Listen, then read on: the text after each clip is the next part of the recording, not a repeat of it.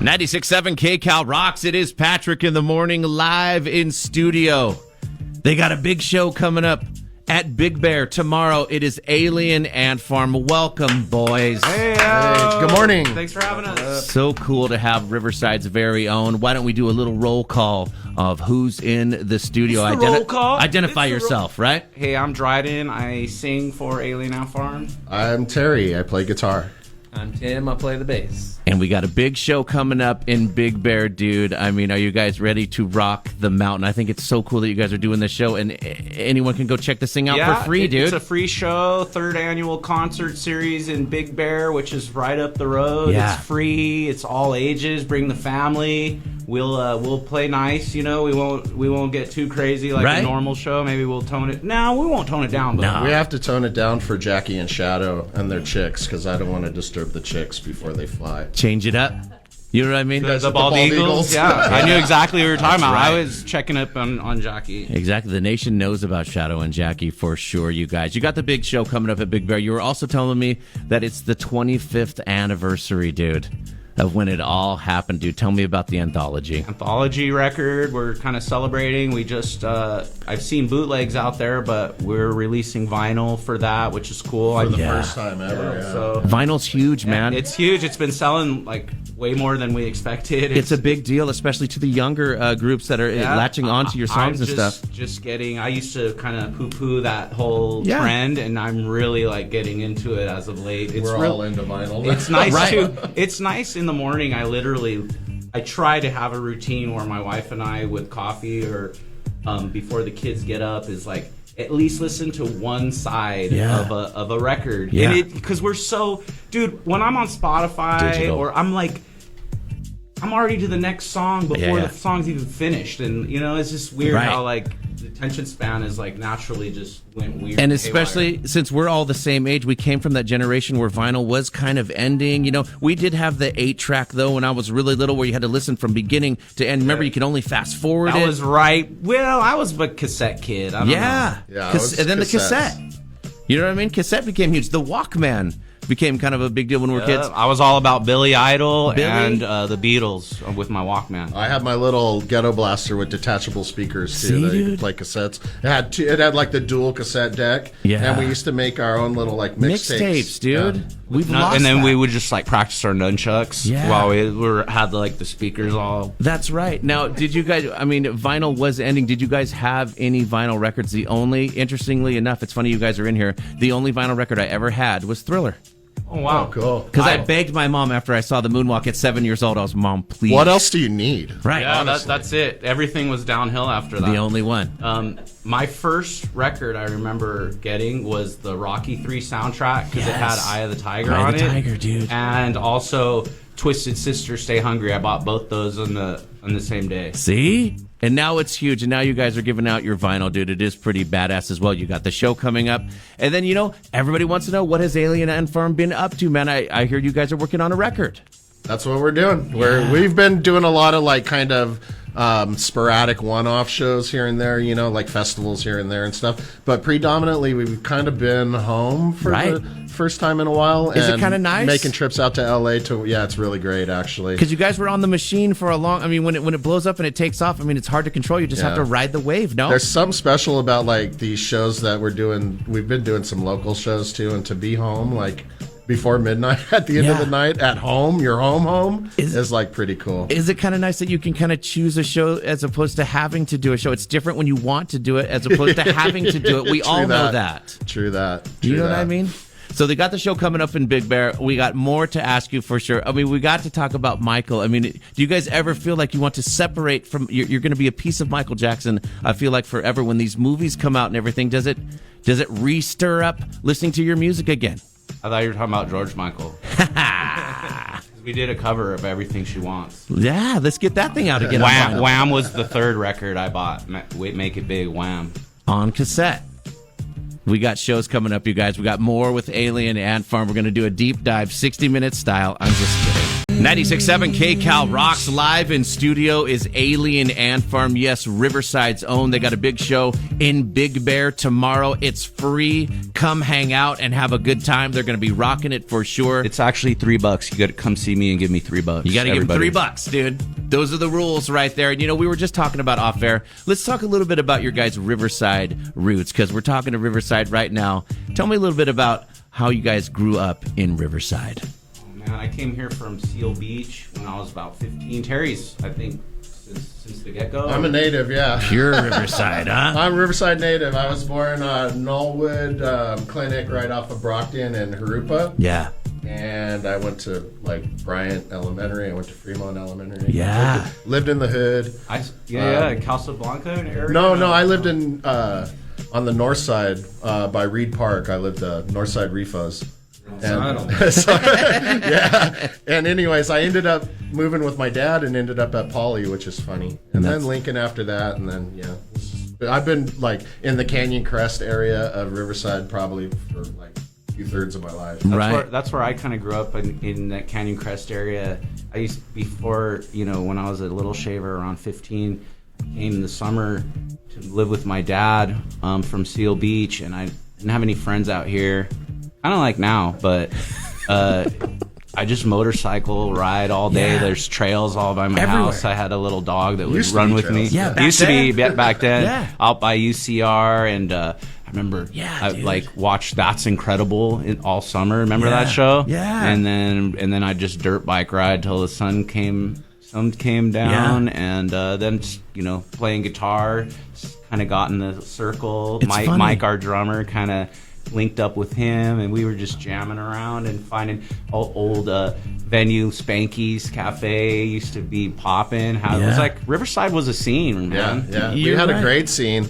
It's funny because me and Dryden's parents worked together, so we knew each other as kids. We all had different bands and around Riverside, and everybody was in a different band, but we all knew each other and hung out. And there was a place over off of Van Buren called Van Buren Self Storage, and the lady that lived there, her name was Thelma. I think she's gone, rest in peace. But she used to rent storage units from her place to bands and let bands just come. It was like a city. Yeah, it was like a whole vibe in there. Bands would go and dumpster dive for their carpet so they could soundproof, and they just turned it into their little man cave where they practiced. Genius. And there'd be one every 2 doors down. There was 20 bands in there, and everyone would just ride skateboards around and stuff and visit. You can say 3 doors down, dude.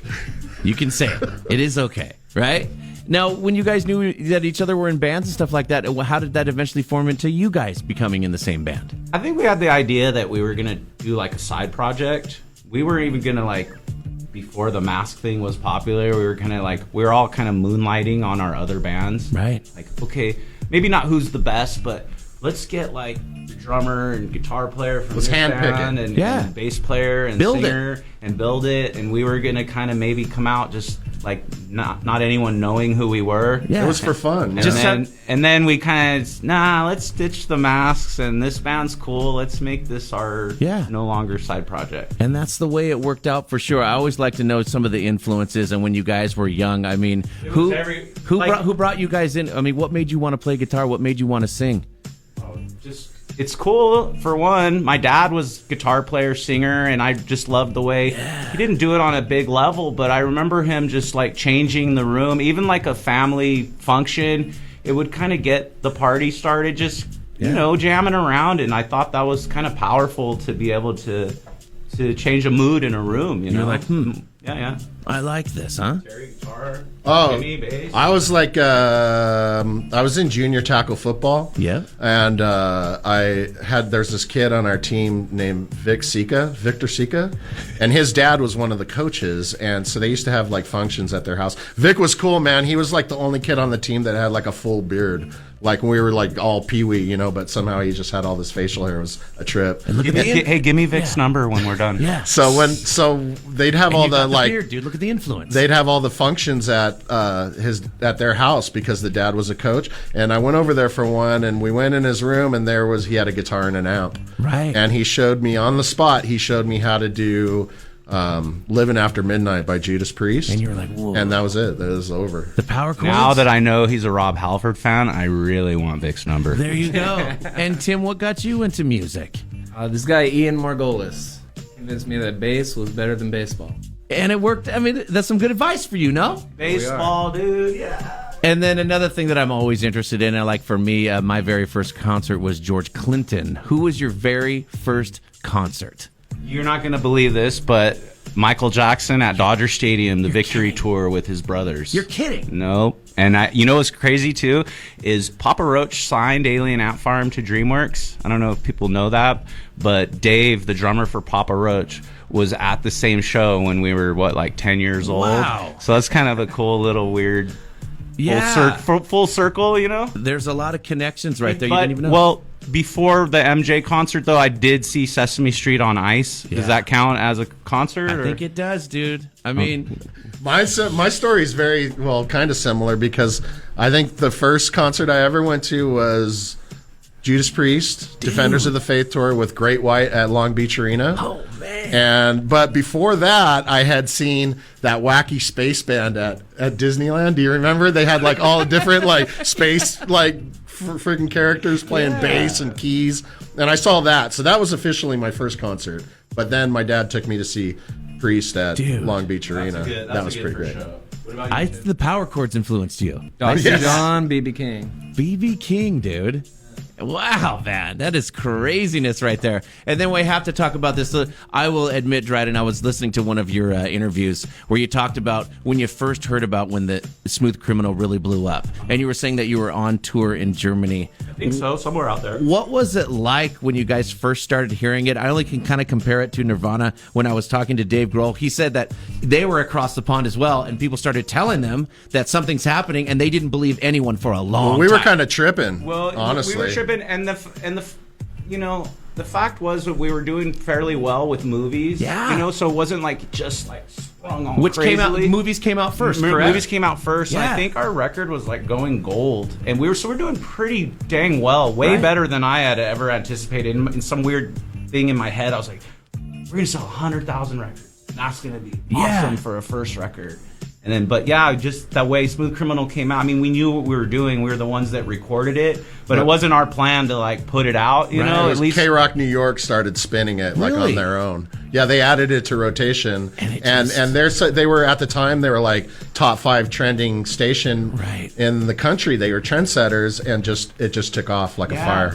I think a friend had said they do Furious 5 at 9 or something. Right, They dude. were like, your song's number 1 on Furious 5. And I was like, wait, movies is number 1? Because it had already been out for a while. No, Smooth Criminal. And I was like, oh, I kind of knew. We knew what happened, Yeah, and then you knew it was maybe going to take off. But I mean, I don't know if anyone knew. Because I mean, let's face it, people have done covers before. But this one was different. This one crossed over like nobody's business. I mean, come on, you guys were at the BET Awards. I'll never forget that. Yeah, You guys We weren't invited. crashed we the crashed BET the Awards. BET Awards. But I mean, it did cross over like that, like Yeah. no other. It was different. For sure. A monster. Yeah, it was definitely for some odd reason, it just kind of trickled into so many areas, you know what I mean? And I love it. The older I get, in that moment, again, I had this weird worry that the song was just going to eclipse the band, and that's just naturally what you're kind of thinking, in your head. You want, like I said, that 100,000 mark for some odd reason was in my head, and maybe the third record was going to break Alien Ant Farm in this big golden way, and that just song came in just boom, and kind of, what did they say? Everyone has a plan, and the Tyson quote, until you get punched in in the face. Again, we just kind of took that wave and rode it. What are you gonna do? And then the plan goes right out the window after you get punched in the face, for sure. And then, I mean, here comes the biopic of Michael Jackson, and of course the documentaries and all that stuff. Does that ever because it seems like Smooth Criminal has consistently kept selling throughout all these years. And then when this MJ stuff comes back, I mean, does it even go even? I don't think it really moves the needle. And then this isn't the first time that they've kind of done all this Michael stuff. So we saw it the last time. It didn't really move the needle. This time it doesn't either. It's just kind of whatever. People just like the song. You know, it feels like sometimes people just like the song unattached to anything. Correct. You know what I mean? Because there's little kids coming to our shows that just want to hear Smooth Criminal, man, and they don't know about Michael Jackson or probably who we are even. You know, they just know the song and they jump around to it at home. And so we have that kind of dynamic going too, which is cool. It's similar to what you guys were just saying, though. It's like it almost has a life of its own to where when I listen to Michael Jackson's version of Smooth Criminal, I don't like it. I want to. I still love it, but it feels very, not as much as yours. You know what I mean? Well, Michael's Michael. He's the dopest, you know, but he's the GOAT. But it is like slow and it has the like, poppy and that just like kind of that rigid, you know, that synthesizer drum, but you know, his vocal's so rad. It's just what it is. Hey, could I back up? For sure. Well, because your question was like hearing ourselves on the radio for the first time, I figured I could seg this all into like being what Riverside boys we actually really are. I think the first time we actually heard ourselves on the radio was when John played us over at X1039, because John DeSantis, he's the first guy that ever played us on the radio. He's our champion. You know what I mean? So we were kind of just probably driving around Riverside and hearing it when John would play it, which was really cool. I know your reaction. We would be with our friends or whatever, and we'd come on the radio or whatever. Did you guys know it was coming? You know what I mean? You knew you were going to be played on the radio? No, it just listening? happens. Yeah. Well, I mean, the first time, Because a couple times he'd be like, because he used to do the local show between like 9 and 10. Yeah. Because that's when he'd do his like local music spotlight kind of thing. Yeah. And then he was playing us on there like crazy. At that point where you're like, we made it. Pretty much. Can't get any better than this. Yep. But thanks to John. We love you, John. Yeah. John DeSantis. That's pretty crazy, man. It's Alien Ant Farm. Big show going on up at Big Bear tomorrow. You guys aren't out of here yet. I still got a couple more questions for you. Of course, more with Alien Ant Farm on the way. 96.7 KCal rocks. It is Alien Ant Farm in the house, live in studio. It is always very cool to have Riverside's own big show coming up in Big Bear. You guys are working on an album right now, right, guys? Correct. We're about like 8 songs deep. We've been doing this one in like 4-song chunks. Right. You know, we usually have done it in the past a little differently. Yeah. So we just kind of like bang out a few more. We're getting a little more. There's a few like more heavy, active rock kind of bangers in there that we're digging for. We're working with Howard Benson, and he's got a new label called Judge and Jury with Neil from 3 Days Grace. Oh. And so it's kind of like their forte is kind of like that heavier kind of a lot of that active rock going, right? Which is we've always kind of straddled the active rock alternative things, right? Straddle. So, we've been straddling for a while. That's the name of the new song right there, dude. Give me Vic's number when we're done with this. Write that down. But it's pretty cool to like kind of I don't know, like Howard's kind of a legend, so it's interesting to see his techniques and like kind of experience making a record. So we got new music coming out. We got the big show coming up tomorrow in Big Bear. It's free, you guys. Alien Ant Farm is going to be rocking the mountain, all ages dude. Free. Nitro Circus is going to be there, which is cool. I think my son's excited for that. Totally. There's a band called the High Curbs that we're playing with. Cool guys. So come on out. Free show, all ages, Big Bear. Be a fun day. It'll be beautiful. And then one final question before you guys get on out of here for sure is we have to ask boxers. We have to ask you boxers or briefs. We have to ask you about the video, because one of my first kind of sightings of Riverside was the Smooth Criminal video. And I cheated on an interview, and I listened to you guys talk about it a little bit, where the interviewer kind of thought it was like a low budget thing, but you were saying it wasn't a low budget thing. It cost a ton of money to make that video. It was a lot of money to make that video. They rented a neighborhood. Yeah. Partly too, like what added to the cost is, the little boy has wearing the mask, the dancer, and Michael wore the mask because of his botched surgeries and stuff, right? So when we sent Michael Jackson, we sent him the video because we wanted to. You don't really need permission per se, but we wanted to let him know that we weren't trying to mock or anything. This is. And maybe see if he liked it. And he said he didn't like the mask. So we were already touring. They had to go back to the neighborhood, reshoot the boy with no mask.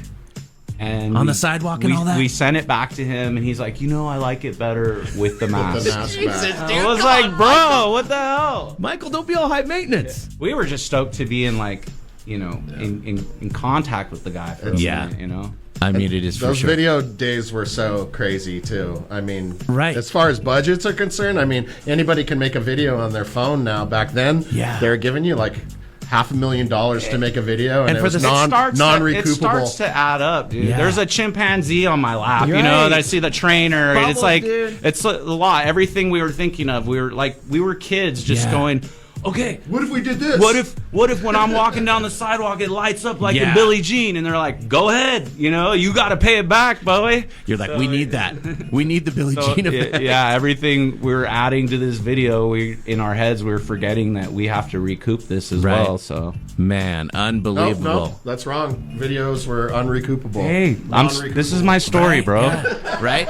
This is my truth. I mean, of course, I said that was going to be the final one, but one good point of that is like we're kind of the last of the MTV generation. When you guys popped, MTV still had videos. Oh, yeah. It was. I mean, times have changed. I mean, talk about the difference of when you guys first started to like how music is now. Well, there was a potency to it back then. You know what I mean? Seeing the font, just the white letters paragraphs. for MTV, like everyone has, which is rad. Social media is amazing and Right. does great things. But when you see a band's video nowadays, Yeah. it doesn't hit the same way No. it did back, then. It was a way bigger deal. Right. I'm a Catholic school kid, and I mean, my brother and I used to run home to see Tawny Katane on the frickin' Jaguar or whatever. Dude, White Snake. we dude. loved it. Digga, digga, digga, digga. You're right. I don't think kids are running home to see videos. They don't hit like they used to. Yeah. Or they could just pull out their phone and watch it. That's right, dude. It's In class. It's all on YouTube. And by the way, you'll be able to see all this stuff on social media. Alien Ant Farm, you guys. Thank you so much for Thanks for coming in. having us. Huge show in Big Bear tomorrow. Check out their new album. I know they're going to be back. They're Riverside Zone, man. Always good to Thanks be for with having you us. guys. Thank you so much. Thank you, guys.